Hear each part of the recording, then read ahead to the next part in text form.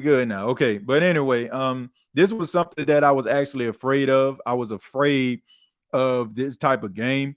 You know, when the Saints don't have like one particular like target to focus in on, when you have like a team that has like complementary receivers, when all of these guys can kind of get involved, it's kind of hard for the New Orleans Saints to kind of do their a defensive game plan. And this wasn't a shock to me. You know, I mentioned this. I said these are one of those games where Lattimore even struggles. It's just one of those games where when a team doesn't have that big body number one receiver on their team that just definitive number one, it's hard for the Saints to kind of pinpoint that. And then on top of that, you got so many different new pieces to this team. You have a team that's just trying to figure it out.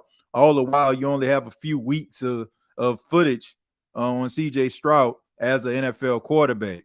So these struggles are not a surprise to me at all. Not at all. The New Orleans Saints offense definitely needs to step it up. They did some positive things in the first half. I like the fact that they ran the football with Alvin Kamara. It looked like they were really efficient with that. I like the fact that they had Kendre Miller, involved. But I don't know what's going on today, but it seemed like Pete Carmichael just made up in his mind that Taysom Hill is going to be the offense today. I mean, look, I have absolutely nothing against Taysom Hill. He's a great player, can do a lot of things. But I mean, why are you looking for Taysom Hill in crucial situations? Like there was a 50-50 ball that was thrown and Taysom Hill didn't come down with the catch. And somebody said he should have caught that. Really? Should he have caught that? A guy who has been a quarterback the majority of his career, you have him playing running back, and you basically have him masquerading as a tight end, but you actually have like legitimate tight ends, guys like Jimmy Graham, guys like Foster Moreau that you telling me that you couldn't put out there that probably wouldn't have came down with the football. I'm not expecting Taysom Hill to go out there to look like Justin Jefferson, right? I mean, that just doesn't make any sense. I mean, Taysom Hill is like all over the field. Like, what world are we living in? Like, seriously, what world are we living in when Taysom Hill has more targets than Chris Olave? Seriously, like Taysom Hill, like even though Taysom Hill has 7 targets, he caught 6 of them. What world are we living in where we have Chris Olave with 5 targets and Taysom Hill with 7? But once again, when I say stuff like, oh, the Saints offense, let's just hold off, and wait, people get mad at me. This is reality, man. I'm sorry. Like, look, I may not be the show for some of you. If you want me to live in a delusional world and not tell you what's real, then please go find somebody else to go blow smoke up your ass. I ain't got no time for it. The reality is, this is going to be a mixed bag. This is a mixed bag football team. Anybody that's out here that just thinks that all of a sudden, like how you watch like some of these famous movies where a team starts off and they're stagnant and they stink, and then all of a sudden, like they just hit the theme music, and all of a sudden they just go off a run. Y'all know those reels, right? Somebody give that fiery speech in the locker room, and then the next thing you know, all of a sudden, here come the full 5-game winning streak. This team is going to be a mixed bag as long as these two guys, Dennis Allen and Pete Carmichael, are part of this team. They'll win some games, and they'll probably have you coming on shows like this and saying, I told you, TJ, and then there's going to be other shows where you just like, nah, this ain't it. I'm sorry, man. I'm telling you, like, I don't have any expectations when it comes to this team having any type of like real success in 2023. I just do not have that. Like, I'm not going to pretend that I have it. I'm not going to pretend like things are just going to come on. This team needs a complete overhaul when it comes to like some of the decisions that are being made, the innovations offensively. And I'm pretty sure they'll probably keep Dennis Allen around because more so than not, the defense is good. But the Saints are not like a top football team. And people get mad because you put that out there. They're not a top football team. Like this is going to be what the Saints are. Every single week, we're going to sit here and we're going to hope and pray and wish that this team is going to win a football game because they're never going to be what we think they're going to be. I mean, I miss the days when I can just actually go and watch the Saints game and I know exactly what I'm going to get. I don't know if they're throwing the ball all over the place. At least I know I'm going to get that. What you see is a team that is trying to do everything that they can to win football games. and trying to do everything that they can not to lose football games. And as long and when we decide that we are going to be realistic about the type of team that we have here, then it's the better. But I see people like wanting to like go back and forth talking about you can't win with them, or somebody say they disagree that you can't win with Dennis Allen, Pete Carmichael. Like, you living in a delusional world. There's not a human being on the face of God's green earth that can make a more compelling argument at all. Like, I'm serious. You cannot make a compelling enough argument to make me believe that any one of these guys are the answer to this team. Seriously, I'm not even mad. Like, you mad when you have expectations for a team. Like, this is not like, this team is a mixed bag. Yeah, they'll be middle of the pack. They're not the worst team in the NFL. They'll keep it interesting, because they are a good football team. But you got to be realistic about where you are as a team. But let's go ahead and read off some of these stats. Derek Carr, 16 to 23, 157 yards, 1 touchdown. Alvin Kamara, 6 carries for 28 yards. Derek Carr, 1 carry for 2. Kendre Miller had 2 carries for -1.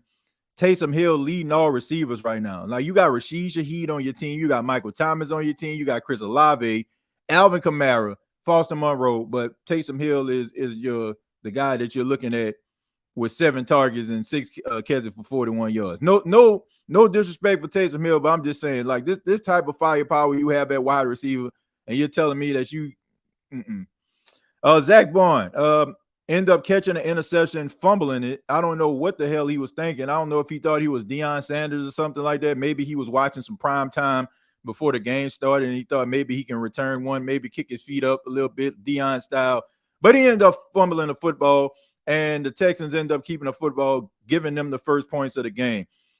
This is like you can't make this type of stuff up.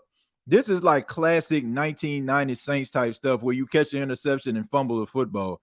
Marshawn Lattimore, 5 tackles right now.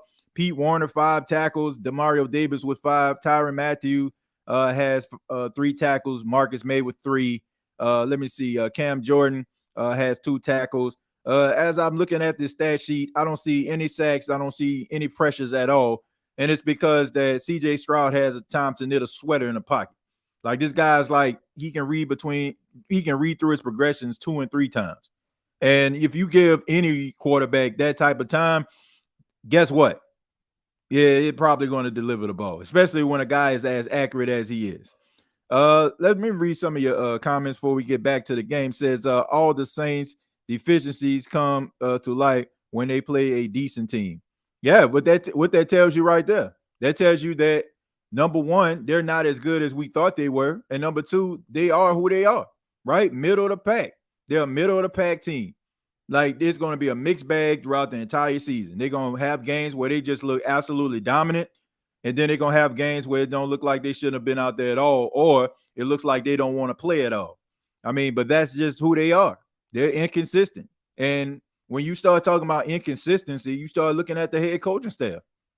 I mean, they got the right players. If you put a above average coach coaching this team, an above average offensive coordinator, or you know what I'm saying, like this team would not be looking like this right now. They just wouldn't. It's just a mixed bag. Too much of a mixed bag for me, man. I'm not trying to sugarcoat it. I am not living in the land of delusion. You can if you want to, but I'm not. Yes, you can. The last 2 seasons been an experiment in hope. Man, I'm done with the hope. Get these dudes, like, seriously. These dudes aren't the answer. Like, great coordinator is Dennis Allen as a defensive coach. Great coordinator, but as a head coach, he is not good. He is not. And Pete Carmichael alone by himself, that's calling the shots and being the ultimate guy where he doesn't have anybody to like run all ideas on. Like, the best example that I can use for example is, this is for my wrestling fans out here. Pete Carmichael is Vince Russo. Vince Russo was a guy that was behind the scenes. He would write like different scripts and stuff like that for wrestling matches and storylines for wrestling. But he ended up getting the opportunity to be a head writer and producer with WCW, another rival company, right? But he ended up running that into the ground because he didn't have Vince McMahon to throw ideas off of. Vince McMahon can easily say, when Vince say, What do you think about this? Vince McMahon can easily say, nah, I don't think that's a good idea. But what happens when he has like complete and utter control? We actually see that he's not as good as he says that he is. I mean, Pete Carmichael is Vince Russo. If you don't know what I'm talking about, please look it up. He's a guy who, in hindsight, looks like he has all the ideas, but if you remove the filter away, in Pete Carmichael's case, Shawn Michaels, Sean Payton, that goes to show you right there that he is, he's a lame duck. Some guys need that. Some guys need people to bounce ideas off of, but here we are. But in the second half, I expect for the Saints to be able to maybe move the football a little bit. I mean, it's still in a game. They don't have to go away from the game plan, but it would be nice for them to get a little bit of pressure on C.J. Stroud to make this game interesting. Hopefully, in the second half, we talking about a Saints victory. Next time I talk to you, the Saints still have opportunity. They still got a whole half to get it done. Hopefully, the black and gold do. We'll be back for the post-game show here on the State of the Saints podcast channel. Keep it locked right here to all your up-to-date information regarding the New Orleans Saints. Enjoy the second half with that nation. All I got to say is